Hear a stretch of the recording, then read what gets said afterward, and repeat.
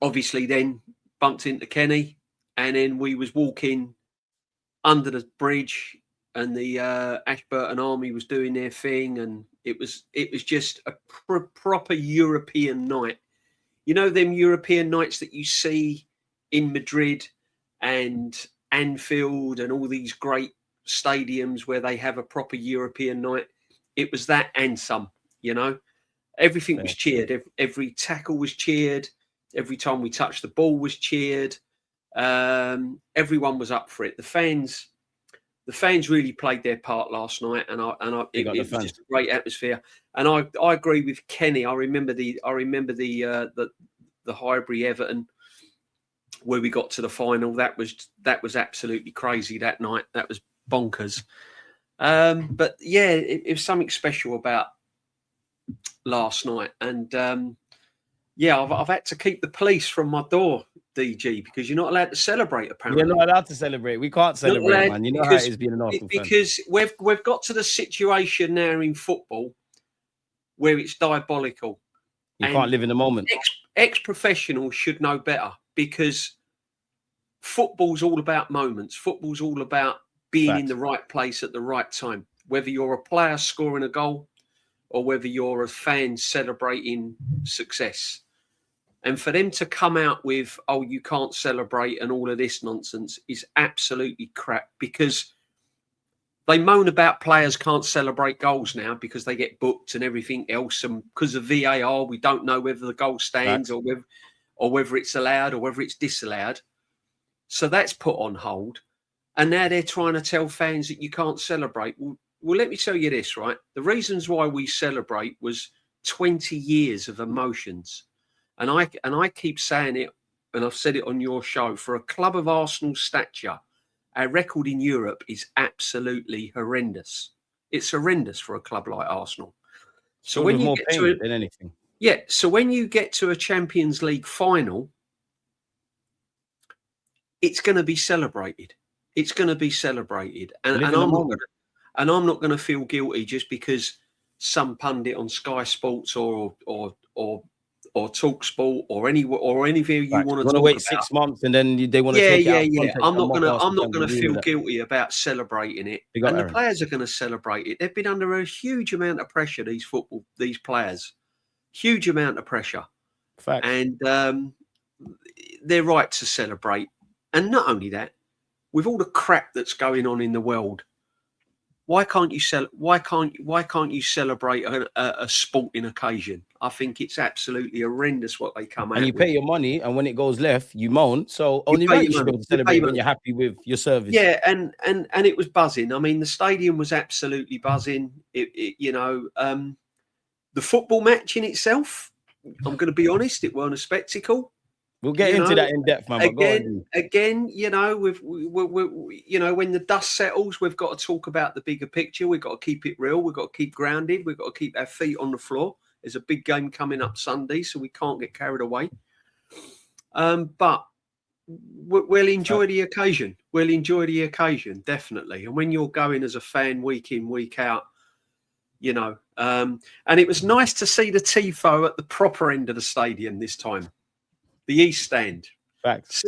See where Overland and Sea is the letter A. If you follow that letter and go up a tier, I was right behind it. So I didn't see the front of it. We saw the back of it. But it was nice on the semi-final that they put it in the right place for a change. Which no, but listen, you lot sound happy, man. Go on, D.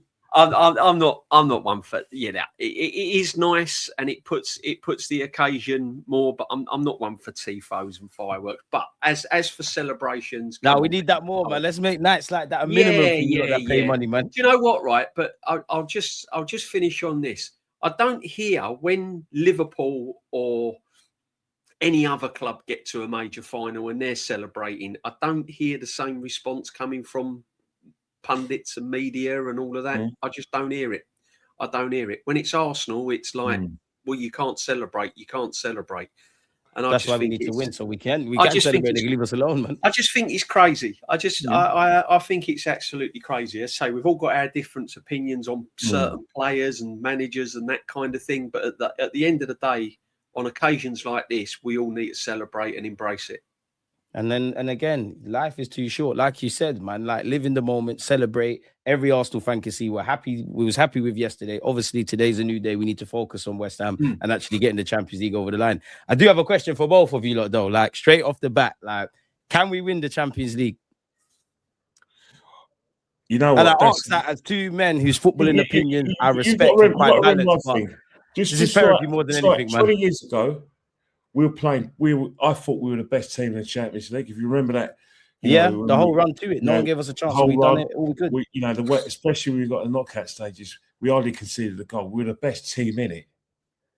But the thing is we played one of the best teams in the world at the time, Barcelona. They had Ronaldinho, they had Deco, they had players like Henrik Larsson was coming off the bench. They had the great manager in Rijkaard. They had, they had really like Ludovic Juli and Adeto. It was a team of style. Van Bommel, he played in that game for Barcelona. That was a proper team. And as well as you're playing, excited as you are, you're thinking, we've done all that great work. We've been the best team in the tournament, and then bloody hell, and nothing to show for it. And we were handicapped when Jens got, like I said, got sent off. I still think I still want to kill the referee. Wherever you are, stay away from me. I've still got these big hands. I'm going to strangle you. Bruno Hauger. You don't want to buck into kids are watching. I'm not going to say what I think of him. If I ever get my hands on him, I will absolutely kill him with hate. I will hate the man. I hate the guy. One of the worst refereeing performances in my life. I've never seen such. I always thought you lose. If you lose, you lose. But to lose like that with one of the most corrupt referees, I could kill the guy. I could kill him. But I've got to get over that. You're asking me now. We're in a situation where we're playing against two teams, right, who are playing football that's out of this world. Football that's out of this world. Facts. I personally think PSG would be too strong for us because of simple reasons. And it's not digging at stuff. So I think we got the team to do it. But the thing about it is that what PSG do really well is that they don't give it. They will, even if you want a football match against PSG and you want to go toe to toe with them, they'll murder us because of those players. Their football doesn't make sense in a great way. I hope Hakimi isn't fit because Hakimi is part of the problem. You've got Mendes at left back. You got Hakimi. Overload. And then if that's not right, you've got Dembele, who doesn't know where. I don't even know whether he's right-footed or left-footed. I don't know. It's ridiculous, isn't it? Anyway, Zaya Emery, Kvaratskhelia, Vitinha Mendes, Vitinha Neves. They got ballers, man. You know what I mean? And even the goalkeeper, he comes for every cross. So where's the weaknesses there? And then you got Marquinhos in defence, who defends like he's no man. You think Gabriel defence is one of the best in the world? Well, Marquinhos is as good as him, or probably better. No, come on, he's not better than Magalhaes, man. No, Marquinhos. Eddie, man. No, he's not. No, Marquinhos is better. You know why Marquinhos is better than him? At what though? On the ball. They're both equal. But you ain't seen Magalhaes recently. I know it's been a while. No. On the ball. I hear you. Did you see that performance at Anfield? Yeah. No. Marquinhos. That's it. But then you got Bayern Munich. Bayern Munich play a high line. Their football makes more sense for us, man. And then what will happen with their high line? You've got Upamecano and Kim. They play the high line, so you know that they will give you a chance. In great form. The problem is, we haven't got real pace in their side, except for when Saka's on it and when Martinelli plays. So if we play in the final, you've got to play Martinelli. What about Noni? Over the Dibby Dobbly. Because Dibby Dobbly is the better player, Trossard. But if they're playing that high line, you've got to play Martinelli, right or wrong? Because they're going to play the high line. Because he's going to get in behind. And you hope he wins the 50-50 foot race. They're going to have Diaz. They're going to have Elise. They're going to have Musiala. Harry Kane is probably going to get the Ballon d'Or if they win it. They've got the best goalie in the world. They've got a goalkeeper who's just as good as, who's still, for many for a lot of people's money, slightly better than Raya, although Raya is one of the best in the world, but he's still world class Neuer. So they got the kind of attacking players where in the midfield. Plus they got Conrad Lima, who's the best number 6 in world football for me. Conrad Lima. About that, Kenny. I don't know about that. No. If you watch Bayern Munich, watch Bayern Munich in this tournament. Watch the game tonight and see Conrad Lima. Lima, I'm not saying he's not a baller, but best 6 in the world is a mad shout. Conrad Lima is one of the best number 6 in the world, and no one talks about Conrad Lima. So they've got all of that. Then I didn't even mention Alphonso Davies. I didn't mention him, did I? Saka can cook him, man. So we've got all of that, and this is what we've got to cope with. Because that's a 50, like this comment says, Kenny, it's a 50-50. Oh, yeah, finals are 50-50. You're not wrong, but it's a 50-50. But what I'm trying to say is that I'm going back to my time in Paris when we were the best team in the tournament, and on the day, Barcelona turned up. They went to goal down, and they turned up. And that's one of the things is that when you look at those problems, they're genuine problems. They're going to pose more problems for us than they posed for us in November when they didn't have Musiala, didn't have Alphonso Davies, and they didn't have Diaz through suspension. Doesn't mean we're not a good side and we can't cope with it. I'm just saying, what's your poison, DG? What's your poison, DJB? No, but for what it's worth, Kenny, I'm with you. I would rather play Bayern. Like, I don't really want to play PSG. I would. And, you know, boy 10 Dio is right because we know we can beat them. But the dynamics in the final are very different. The dynamics in the final are different. They're not going to have the same players that they had when we played them at the Emirates. And since then, remember they've only lost one game. We've won all that. We've been unbeaten. And Elise since that game, Elise's taking his game to another level. He has to take to another level. So this is a situation where these are this is what's the best poison. Bayern can be good, in my opinion. What's your poison? But you got to take chances. I think with me, both teams are elite, aren't they? PSG and Bayern, let's get it right. They're elite teams, but at the end of the day, it's a final. We have to play to our strengths, and let's be honest, our strengths that have got us to the final, and our strengths that have hopefully, will win us the Premier League. And I've said it all season: is not our attacking prowess; it's our defensive unit and our solid defensively. I believe we've got the 2 best centre halves in European football, personally, in Saliba. I don't think that's a matchup. And I just want to shout out about Saliba because I know everyone gets the plaudits, Gabriel, Rice, and everything else, and rightly so. But Saliba is an unsung hero. What that guy does, starting to be underrated, and the calmness he brings to that defence on a weekly basis goes unnoticed. And he's getting rated 6s and 7s and all of this. That guy yesterday was phenomenal. That guy yesterday was phenomenal. But look, let me just say, so if we're going to lift this Champions League, we have got to be solid throughout. And if we stay solid, it might not be pretty, but teams are going to find it hard to break us down. And there may be a little incident whereby we can get them on a break or we can get a free kick on the edge of the box. We have to take that chance. Or anything can happen. But when the chance comes, we've got to take it. Bit like last night. There weren't many chances. Both keepers weren't really troubled. I don't remember both keepers making any saves of any sort, apart from Old Black, where he palmed it in front of Saka. And Saka got the tap in. World class.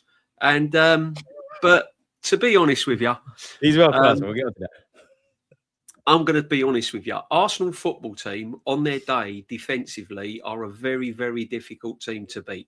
Right? Nasty to break down. We may not be pretty, we may not be brilliant going forward, but on our day we're very, very hard to beat. And teams like Bayern Munich and PSG that like to play on the front foot on the final third may find it a little bit difficult to break us down. However, what worries me is going forward. If we do need to score going forward, we're still trying to find our way. Gyökeres has come into the game a little bit more, and that's because, and I've said it from day one, Zubimendi's been taken out of the midfield. Skelly's come into midfield, which has allowed us now to be more on the front foot. That's a fact.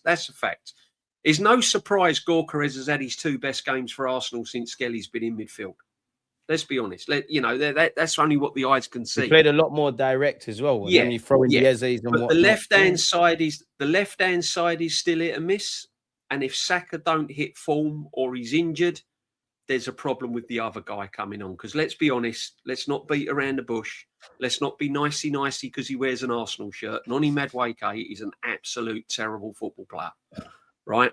He's not good enough for Arsenal Football Club, and it's an insult that he even gets an England shirt, in my opinion. But there you go. He's not good enough. I'd rather Max, but we can't go into a Champions League with Martinelli on the left, Noni Madueke on the right against PSG or Bayern. That's not going to win you a Champions League in my book. So we've got to rely on our strengths. And our strengths is midfield, Declan Rice, the back 4. I'd go with Nkapé at left back, not anyone else. I'd keep it solid.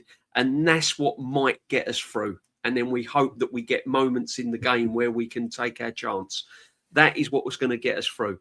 We're not going to blow them away. We're not going to get on the front foot. We're not going to play all this beautiful football, free-flowing football, and go toe-to-toe with them. Because if we go toe-to-toe with Bayern or PSG, they're going to pick us off. It's a final. Anything can happen, but it's a nasty game. So unfortunately, although I've been banging on about I want to see beautiful football, against PSG and Bayern Munich, I don't think we're going to be allowed to play that because I don't think that's our strength.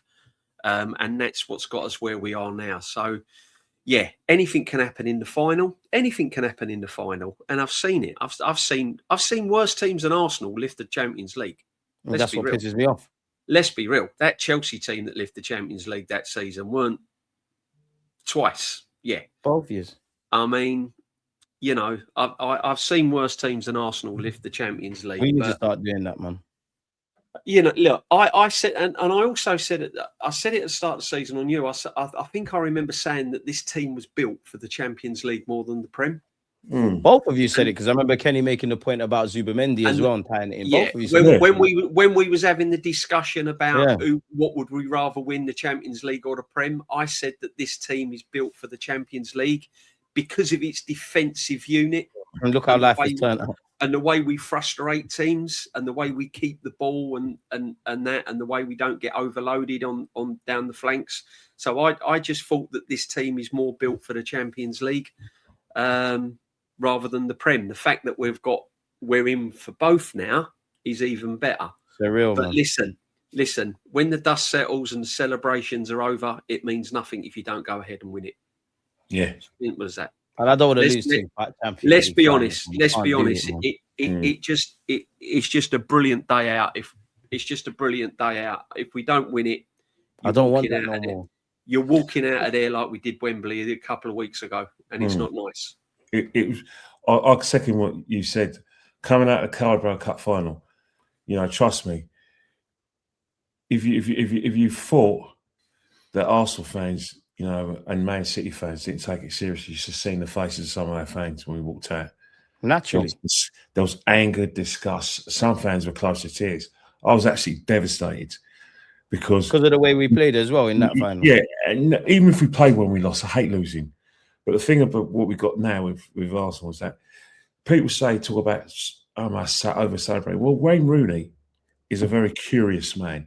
He's what I say about Wayne Rooney, he's a very peculiar looking fella. Well, you don't like Rooney? I think he's one of the better players. The reason why I've got beef with him is because... you got beef with Rooney? He's actually celebrated. Wayne Rooney. I don't know. Has he said that? Wayne Rooney. And that's his first miss then. Wayne Rooney said that he wants Arsenal to win the title. And he said a match of the day that he thinks that Everton we're going to get some points against Man City. And he says that he was also saying that he doesn't know why everyone hates Arsenal. Arsenal's a great club. Then yesterday I heard when I was coming up the ground that he said we over-celebrated. So what's your angle, Wayne? I understand to a certain extent where he's come from because he's played for Man United. And he's won it and got to a final as well. Still these days, get there. And I understand, but you've got to remember that. And I say this with great harsh. Right? I say this harshly. And don't take this the wrong way, but hear me out. We're a very small, big club. Nah, man. No, let me finish. That's why I said let me finish. I knew you were going to go and think.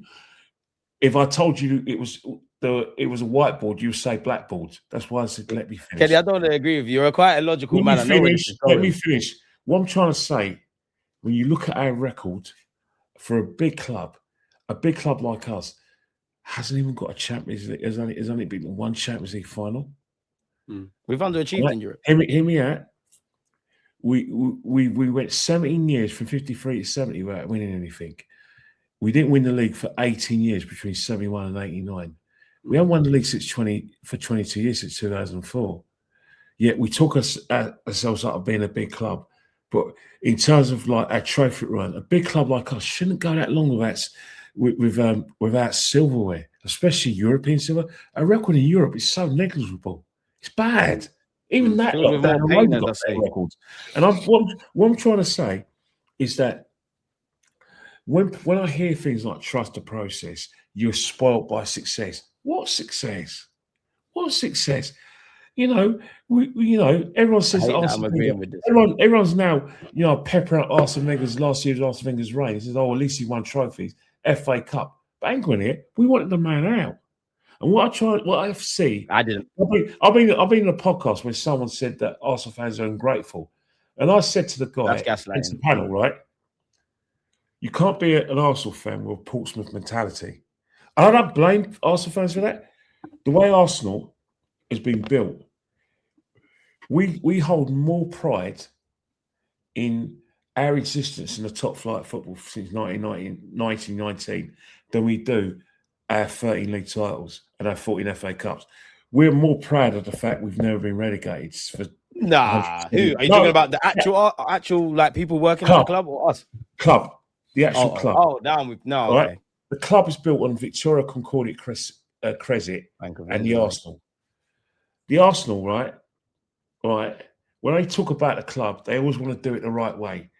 We're always the last ones to spend big money on players. To start until getting our we realise we're behind, and then we start doing it. We're also the last ones to pay big wages on players. Until we start paying big wages on players, we're doing it. There's no accident. The reason why we got this, we get into these finals is because we finally acted like a big club, spending big money on transfer fees. Declan, it goes back down, and then we're giving Saka 350 grand a week, or those guys. Before, we used to give players like Aubameyang and Ozil 350 grand a week. No one else. And there was and that's why we weren't getting these players. And now we are. And that's what I meant. We're finally acting like a big club. But what took us so long? Because of the Arsenal way of doing things. And then because we've been lobotomizing of this way of thinking, we look at Man City and Chelsea and went, and we're part of this stupid red cartel. And what I'm trying to say is that if we win either the league or the FA or the Champions League, I never, ever want us to go another 6 years without winning anything. No. Or another 9 years. Or another 15 years. Because look, we've got to hold the club to account and now say, this is the standards we should be keeping. And until we do that, we're a small, big club. We can change that by winning the league and the Champions League. Yeah. Where's the star on your shirt? Where's the star? We ain't got one, man. Well, let's go and bloody get one. Let's go and get one. This is it. Yeah. Do you know what, Kenny? You said it brilliantly, and that's been Arsenal's problem. We've always sat in the slow lane and then drifted into the middle lane and gone back into the slow lane. Now we're out in the fast lane. We've got to make sure that we stay there because this is where we're at. You know, the club and the players now have got the opportunity to put everything to bed and make sure that they go and do the job, because getting there is one thing, winning it is another thing. You know, we was hurt 20 years ago. I don't want to go through that pain again. Facts. And, you know, we're four games away from making history, but we're 2 games away from capitulation. People don't realise that. We lose Sunday. Ice cold the way you said that. It's suddenly back on. But the problem is, and I get it because all fans do it. We tend to live in the moment without looking. I'm a realist, right? And being a realist, there's certain people you upset. That's just facts of life. But you have to look out. You have to broaden the horizons. Yes, we're in the Champions League final, but we've got a big game Sunday. Massive. If that goes wrong, and Man City win on Saturday, and then they beat Crystal Palace, they're 1 point clear top of the league. They just need to win their remaining games. They win the league. So this is what I'm saying. As much as we're in the moment, you have to keep thinking. You have to keep thinking ahead all the time, because call it PTSD, call it what you like. This manager still needs to get over the line. It's brilliant that he's got to a final. He's done some brilliant things, but his one big problem is when he gets into the fast lane, he ends up back in the slow lane. And that's where we don't want to be. So we've learned our mistakes. Sorry to cut you, D, as well, as you finish. Like, do you think we've learned our mistakes from the League Cup final in that regards as well? Well, I'm hoping so. I mean, one of the things that I bigged him up for last night is that he got his team selection. He was brave on his team selection. Yeah. I never thought Skelly was going to play in midfield last night. I thought he was going to revert back to Zubamendi and go back to his safe way of what he knew. But he didn't. He kept with Skelly. He kept with Miles Lewis Skelly in midfield, and he kept it to how we played against Fulham.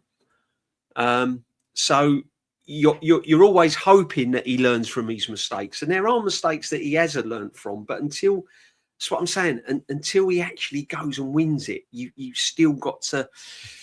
None of us as over the line as a football club. See, the problem is none of us as Arsenal fans can actually turn around with confidence and say, "Yeah, we're going to win the Champions League." Who do you want, PSG or Bayern? Don't matter. We're going to win it anyway. Don't matter. We can't say that with confidence. Yeah. Sunday, there's still question marks. Yeah, we should beat West Ham on paper. Are we going to go and beat West Ham? Are we going to get the job done in the Premier League? There's still that doubt. And this is why supporting Arsenal is such hard work, because you just never, ever know what's around the corner. It's like you can see the sunshine and you can see the rain at the same time. Exactly. They've all got the opportunity to go and do something really, really, really magical. And you ain't going to get another opportunity. This is it. This is the opportunity, because next season's going to be harder. Liverpool are not going to stand still, whether they get a new manager in, new players. Man United are lurking now. They look like they're getting their act together. Man City will come again good. And none of these Everton have shown signs now. They're getting used to being at home at their stadium. That's going to be a quite hard place to go. So all of these teams are going to improve. That's why, this is why when we say the things we do say, me and Kenny and other people on channels, it's because we want the best. We want to keep raising the standards. We want the high levels. We don't want to live in the moment and go backwards. We want to live in the moment and go forwards. And that's why this is what we keep striving for. People can call it negative. They can call it what they like. It's not negative. It's just wanting the best. We move to this stadium for nights like that, but we don't want nights like that to be a one-off. Now, if you want to support Arsenal and just trot along, but we got to the final. We got to the final. What are you talking about? We've improved. Yeah, but we haven't improved. We have, but we need to win shit now. Yeah, man. Until you win it, until you actually win it, it's not an improvement, is it? This is what I'm trying to say. So it's bittersweet. I'm tired of that now. Listen, it's not being critical. It's being positive. It's wanting the best for Arsenal Football Club. It's raising the standards, and this manager now has got the opportunity to go and do something no other manager's done at the football club, and that's win the Champions League. I don't want to be turning up there to make the numbers up. You know what I mean? This guy's got a fantastic point. Tyrone and Toba. You're right. We totally agree with you. The 5-4 score is not great, but the thing is, it was one of the things where both teams. The only way they were going to win was playing like that. because chaos. you play like, you know, the 5-4 weren't great, but you can look at it this way: either they both are bad defensively, or the reason why it was 5-4 because both teams went for the game, went for it. They're attacking. And if you get chances, are you going to take them, like Kenny said earlier? It depends. Do you want to watch football like that? I do. Everyone else wants to watch football like that. But you know, when they play Arsenal, they know full well that they're not going to be doing that. Bayern Munich, I've got to think about their high line when they play against us.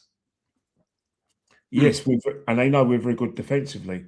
But what PSG are going to do when they play us, especially what they did last season, is that they know they're going to have to defend. They know that, you know, Marquinhos, you know, Mendes, and Hakimi, if he's playing. I don't know if you can go man for man with them because they know what Arsenal's about. They're not going to take those risks they took against each other. Bayern Munich won't take those risks against each other. So, yeah. But one thing they will do, and because they're both fresh at the moment, because their leagues are not particularly challenging, what we're going to find against both those teams is that, see how Atletico Madrid, they just passed and try and work the openings. Bayern Munich and PSG can do that, but they can also get players that run at us. Like, for instance, Diaz runs at you, Musiala runs at you, Kane plays deep, known full well. Draws you out. He drops deep. He knows that Elise is ready. They know that Diaz is ready. We've seen what has happened when with Paris Saint-Germain. You have to look at, you know, Dembele, the way he runs with the ball, Kvaratskhelia, Doué, Zaire if he plays, and then little magicians in the midfield. Another thing as well, what they all do, really, what they do as well, because they're playing against Arsenal, they're going to be coming back. And they have that energy. So you understand, and they both went for it, and they're probably going to go for it today and take a risk.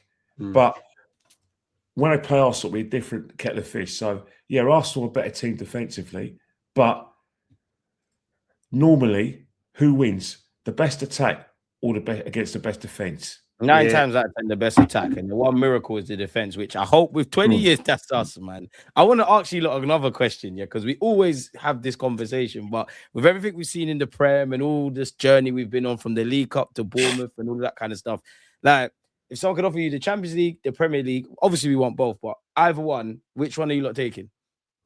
I can't flip flop, can I? I can't flip flop. I've got a. Kenny wants Prems. I want the Champions League. My dream. We've just been speaking about our record in Europe. We've just been talking about. Listen, I totally get. I totally 101% get. I spoke to a guy in the concourse yesterday after the game when we was getting a drink after the game, and he was standing there, and I turned to him, and he was like, you know, animated, and I said to him, "What do you want, Premier League or Champions League?" And he must have been in his early 30s, something like that. And he went, "Premier League, of course. What are you talking about?" Right, man said, "Of course. What are you talking about?" Yeah, he, like as if I'm we've got 20 of them. As if I'm stupid. Do you know what I mean? And I went, "You realise this football club's never won the Champions League ever in its history. All the great names that have graced this field, all the great managers, your uncles, your granddads, your nans, your aunts and uncles that have been sitting on the terraces at North London, never ever won the Champions League." Now, to me, I need to put that to bed. I need to put that. You know when you talk about putting it to bed, you know, obviously I agree with you, and that our European record has been negligible. Also, you got to think about all the years we were in the Champions League under Arsene, and we only got to one final and one semi-final. So, of course, that's one of the things where we've had so many goes at it, and it hasn't materialised, and now we're that close. But I always look at the Premier League, and I think when you look at we compare ourselves domestically to Liverpool and Man United. We're the third. Yeah. And 20 leagues, they've got 20 each. And I look at the work we put in. I look at the near misses in 23, the near miss in 24, the no show in 25, and I think the mentality and what these lads have been working for has been the Premier League. And as much as they're excited about the missing out on the Champions League, they're getting to the Champions League final and the prospect of winning it. I mean, that's utopia. It will hurt them if they won't win this league, especially with the work. Yeah, I agree. I what agree. they've been put through results and you know, made poor decisions and loss of form and injuries. The whole So not journey. winning this Premier League will hurt. And I want it for a personal level. The Champions League is always going to be a bonus, but the Premier League is something where it's your bread and butter, and it's day in day. Premier League, it's 60-40 now. It's 70-30 in our favour. We keep winning. Now the Champions League is 50-50. There's no guarantees in football, but when Man City were 9 points behind, it was ours for the taking. Then they got it back to the extent that they now got a game in hand. If we drop points again, it becomes 50-50. I think the Premier League is more gettable, but don't get me wrong. I'm not going to piss on your paw about the Champions League because I